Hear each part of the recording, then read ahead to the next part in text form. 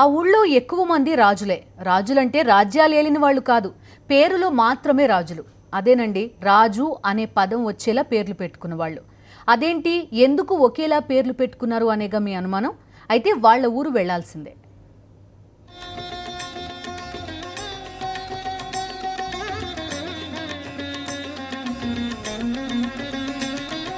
ఇదే ఆ గ్రామం. వరంగల్ జిల్లా వర్ధన్నపేట మండలం ఒంటిమామిడిపల్లి. ఈ గ్రామంలో సుమారు 2000 పైచిలకు జనాభా ఉంటుంది. ఇందులో దాదాపు అందరి పేర్లలో రాజు అనే పదం కలిసి ఉంటుంది. మగవాళ్ళు అయితే రాజు, నాగరాజు, రాజన్న, రాజిరెడ్డి ఇలా. ఇక ఆడవాళ్ళకైతే రాజమ్మ, రజని, రాజేశ్వరి ఇలా పేర్లు పెట్టుకుంటారు. ఎందుకిలా ఒకే పదం వచ్చేలా పేర్లు పెట్టుకుంటున్నారు అని అడిగితే పెద్ద కథే చెప్తున్నారు గ్రామస్తులు. మా గ్రామంలో రాజు అనే పేరు గల వాళ్ళు చాలామంది ఉన్నారు. ఎందుకంటే గతంలో మా తల్లిదండ్రులు కానీ మా తాతమ్మలు కానీ కరీంనగర్లో మన వేములవాడ రాజన్న దగ్గరికి జాతరకు వెళ్ళి వచ్చేవారు.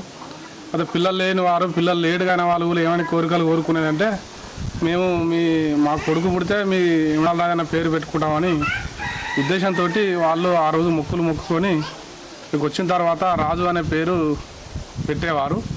అప్పటి నుంచి ఇప్పటిదాకా కూడా చాలామంది మా ఒంటివాడి పిల్లలు రాజులు అనే వాళ్ళు చాలామంది ఉన్నారు, వాడవాడకు గల్లికి. విన్నారుగా, ఈ ఊరి ఇలవేల్పు వేములవాడ శ్రీ రాజరాజేశ్వర స్వామి.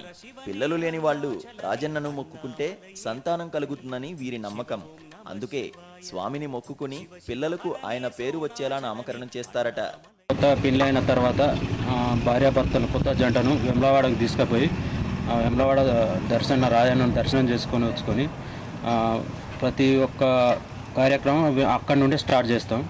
వచ్చిన తర్వాత మాకు కులదైవంగా వస్తున్నది కాబట్టి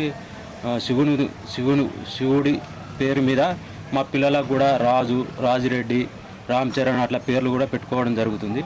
ఇది మాకు పూర్వీకులు ఇచ్చిన సాంప్రదాయం. పుడితే రజిత, రాజేశ్వరి, రమ్య, రాజమ్మ అని పేర్లు కూడా పెట్టుకోవడం జరుగుతుంది. ఏం పేరు? నాగరాజు. ఎందుకు పెట్టిండ్రు? నాగన్న దేవునికి మొక్కితే నేను పుట్టిన, అందుకే నాకు ఆ పేరు పెట్టింది. అనాదిగా వస్తున్న ఈ ఆచారాన్ని ఇప్పటికీ కొనసాగిస్తున్నారు ఒంటిమామిడిపల్లి గ్రామస్తులు. అందుకే నాటి నుంచి నేటి తరం పిల్లల వరకు ఎక్కువ మంది రాజులే ఉంటారంటున్నారు. సాక్షి న్యూస్, వరంగల్ జిల్లా.